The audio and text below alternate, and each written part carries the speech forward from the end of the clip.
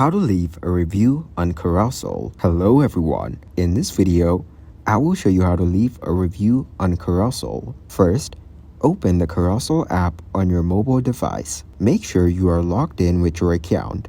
Next, find the product for which you want to leave a review. You can do this by browsing through your purchases or searching for the product directly. Once you have selected the product, you will see the product details page. Here, you can view reviews from other buyers and sellers. To leave your review, look for the option that says leave a review or something similar. Click on it and you'll be prompted to rate the product and write your feedback. After submitting your review, you can go to your profile to see all your reviews.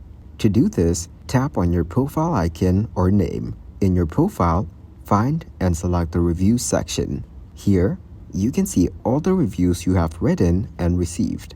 That's it. You've successfully left a review on Carousell and can easily view it in your profile. Thank you guys for watching this video. Hope you got some value. Make sure to like the video and subscribe to the channel to get notified of new videos. See you in the next one.